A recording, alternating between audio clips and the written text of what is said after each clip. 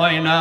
তোমার বোধের জায়গা যদি জাগ্রত থাকে তাহলে কোরআনের এই সামিয়ানার নিচে তোমারে আসা লাগবে, ঠিক কি না? আপনারা হয়তো ভাবতে পারেন সাইফুল্লাহ ভাই মনে হয় লোক আনার জন্য ওয়াজ করতেছে না। এটা লোক আনার ওয়াজ না, এটা লোক আনার ওয়াজ না, এটা বুঝানোর ওয়াজ। যেই মানুষ এখানে বসে আছে তার দাম কত এই মানুষ বুঝি না আমরা। এই জন্য কয় আরে আগে ছিল ওয়াজ একটা, এখন পাড়া মহল্লায় মানে উনার যে কি ডিস্টার্ব এই বেশি ওয়াজ হতে বেকল, প্রত্যেক ঘরে ঘরে ওয়াজ হলেও তো হক আদায় হবে না, ঠিক না? আগে যত ভালো মানুষ ছিল এখন এত ভালো মানুষ পা। হ্যাঁ, আমার দাদা যেই গুনাহ 100 বছর 2 বছর বাইসে করে যেতে পারে নাই, আমাদের বাচ্চারা ওইটা 12 বছরই গুনাহ করে ফেলে, ঠিক না? আপনি কোরআনের খালি ওয়াজ বেশি দেখেন, আপনি গুনার পরিমাণ দেখেন না। না প্রিয় ভাইয়েরা, এই জন্য কোরআনের হালাকায় যারা আসছি নিজেরা নিজেদেরকে মূল্যবান ভাবতে হবে যে পৃথিবীর সব জিন সব ইনসান একত্রিত হলেও যেইটা করতে পারতো না আল্লাহ সেই মজলিসে আমাকে বসাইছে। আল্লাহু আকবার। তাহলে আমরা কোরআনুল কারীমের এই ময়দানে চলে আসছি যারা, আমরা কোরআন থেকে কিছু কথা শুনবো তো ইনশাআল্লাহ।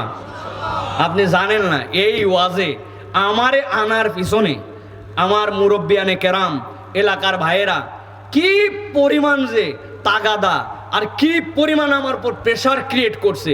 এই সিজনের কোনো মাহফিলে এত প্রেশার নাই, এই মাহফিলের জন্য যে প্রেশার। পারলে আমার সাথে একটা দড়ি বাইন্ধে দেলুয়া পর্যন্ত লাগায় রাখে যে যেদিকেই যায় এই পর্যন্ত যেন মিস না হয়, এই রকম প্রেশার। আল্লাহ, আজকে যেহেতু আপনাদের কাছে আসছি এই জন্য আমরা কোরআনুল কারীম থেকে কিছু কথা শুনে যাব ইনশাআল্লাহ। রাজি আছেন তো আপনারা?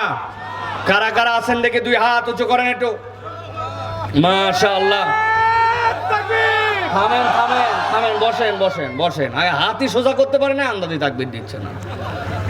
হাতগুলা নামান, একসাথে একটু হাতগুলা সোজা করে তুলতে হবে। শোনেন, আগে সোজা করার মানে যদি এরকম হয় তাহলে হাত তুলবেন, আর সোজা করার মানে যদি এরকম এরকম এরকম এরকম হলে তোলা দরকার নেই। হাত সোজা করে যদি টান টান সোজা টান টান করে 2টা হাত তোলেন শক্ত করে। তুলছেন? আরেকবার হাত নামান।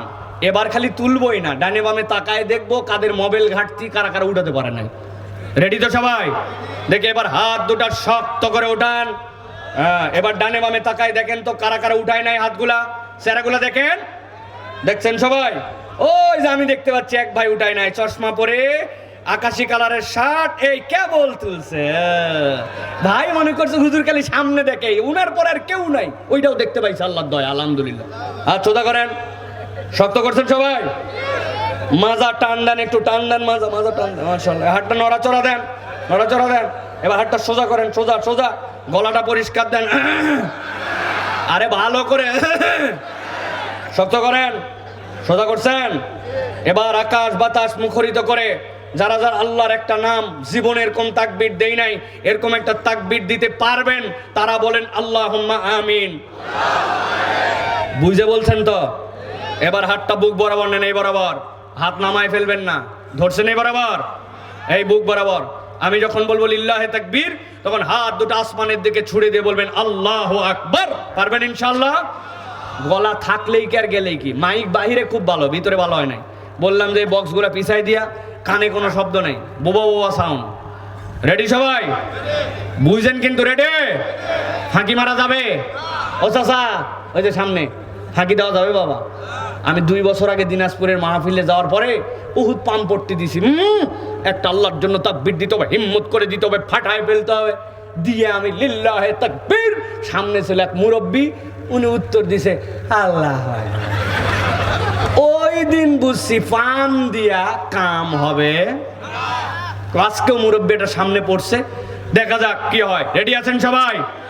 দেখি বাইরের লোক যেন টের পায় ভিতরে আর কোনো জায়গা নাই। আর দরজা তো একটাই নাকি? দরজা 2টা? আর একটা লোক যেন ঢুকতে না পারে। যে কয়জন আছে কয়জনই স্বেচ্ছাসেবক কয়জন এখানে গার্ড দাও, ভিতরে আর কোনো লোক ঢুকবে না। তোমরা মিথ্যা কথা বলে বাহিরে আসছো, ওয়াজে যাচ্ছি মাহফিলে যাচ্ছি, অন্যদিন বাড়িতে যাও এই সময়। আর তুমি ওয়াজে না এসে রাস্তাঘাটে ঘুরে বেড়াও, পাঁপড় খাও, মেলার মধ্যে ঘুরো, আড্ডাবাজি করো, আল্লাহর কাছে তোমার জন্য বিচার দেওয়া হবে, ঠিক কিনা? দেখবো তোমার ব্যবসায় উন্নতি কেমনে হয় আর তোমার জীবন কেমনে আগায় দেখবো আমরা। 12 মাস ওয়াজ হয় না, বছরে একদিন ওয়াজ হয়। তুমি রাস্তায় দুর্দামি করো, মোবাইল চাপো, এখানকার লোকের মোবাইল নাই না। রেডি সবাই? একজন জানি ঢুকতে না পারে ভিতরে, আর ভিতরে আসলে খবর আছে একবারে। এগুলা রেডি? সব রেডি? বাইরে থাকো, দেখো তোমার নামে কি বদদোয়া হয়, দেখো আজকে দেখো। তোমার কারণ থাকলে বাইরে থাকো, কিন্তু কারণ নাই বাড়ি যাও। ওয়াজ শোনা তোমার জন্য ফরজ না, কিন্তু ওয়াজের নাম করে বাইরে ঘুরবে, আড্ডাবাজি করবা, মাহফিলের দিকে আসবে না। তোমার খবর আছে, তোমার খবর আছে আজকে। তোমার বাপ মা আমিন বলবে তোমার জন্য আজকে। দাঁড়াও দাঁড়াও, তুমি দাঁড়াও, আমি তোমারে দেখাচ্ছি। রেডি সবাই? একজন যেন ভিতরে না ঢুকে, আর এগুলোর একটাও ঢুকতে দিবেন না। 2 মিনিট সময় দিলাম, শেষ। রেডি সবাই? তো লিল্লাহে তাকবীর বললে হাত আসমানের দিকে ছুড়ে আল্লাহু আকবার। রেডি না? দেখে তাকবীর দেন। লিল্লাহে তাকবীর, লিল্লাহে তাকবীর। আল কোরআনের আলো, আল হাদিসের আলো, তোমার নেতা আমার নেতা, তোমার নেতা আমার নেতা, আলেম ওলামা যেখানে, আল্লাহর আইন যেখানে, লিল্লাহে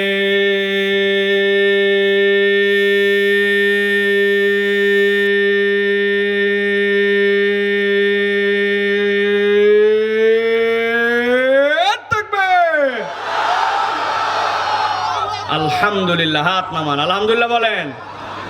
শয়তান আছে আর এনার্জি আসছে না ভাই? আল্লাহু আকবারের স্লোগান শুনলে শয়তান সহ্য করতে পারে না। আপনি যে ঠিক বলছেন কোনোদিন প্রমাণ পাইছেন? পাইছেন? পাইছেন, কিন্তু বুঝেন নাই। দেখেন তো কেমনে পাইছেন। আপনার মুয়াজ্জিন হঠাৎ করে আজান দিছে ফজরের সময়, দেখবেন আল্লাহু আকবার, আল্লাহু আকবার। দেখছেন কতগুলা কুত্তা সারাদিন বসে আছে, আজান শুনে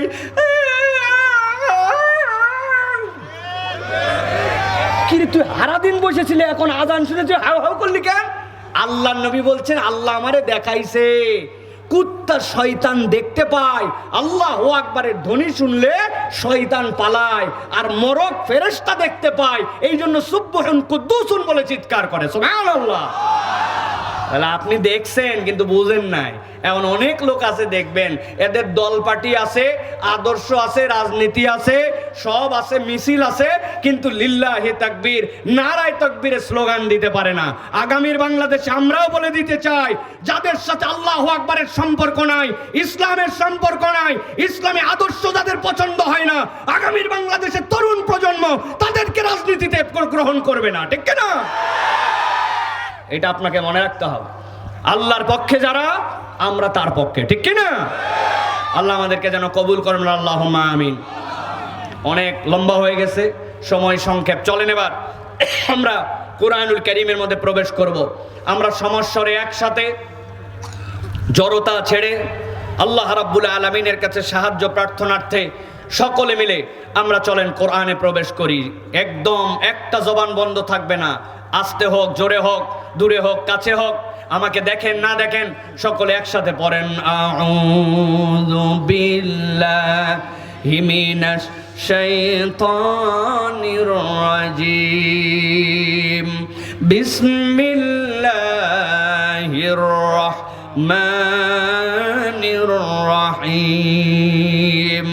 واتل عليهم نبأ الذي آتيناه آياتنا فانسلخ منها فأتبعه الشيطان فكان من الغاوين। আমার আল্লাহ রাব্বুল আলামিন আমাদের নবীজি সাল্লাল্লাহু আলাইহি ওয়াসাল্লামকে বলছেন, ও আমার হাবিব, আপনার উপর এখন যে ওহীটা দেওয়া হবে, ওই ওহীটার দায়িত্ব হচ্ছে আপনি তেলাওয়াত করবেন। কাদের জন্য? আপনার অনাগত উম্মত যারা কিয়ামত পর্যন্ত আসবে তাদের সামনে এটা আলোচনা করবেন, তাদের সামনে এটা তেলাওয়াত করে রেখে যাবেন। আল্লাহ রাব্বুল আমিন বলছেন যে ওহীটা দেওয়া হলো, এই ওহীটা কি বিষয়ে আপনি তেলাওয়াত করবেন? আল্লাহ বলছেন নাবা আল্লাযী, এমন একটা সংবাদ এমন একজন ব্যক্তির ব্যাপারে দেওয়া হচ্ছে, সেই বিষয়ে আপনি আপনার উম্মতের কাছে তেলাওয়াত করে যাবেন।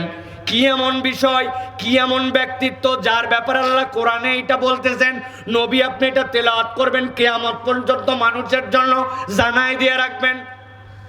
হযরত আব্দুল্লাহ ইবনে মাসউদ বলছেন, ওই লোকটা তো আমাদের মধ্যে থেকে নন, ওই লোকটা হচ্ছে মূসা আলাইহিস সালামের কওমের ফেরাউনের সময়ের লোক।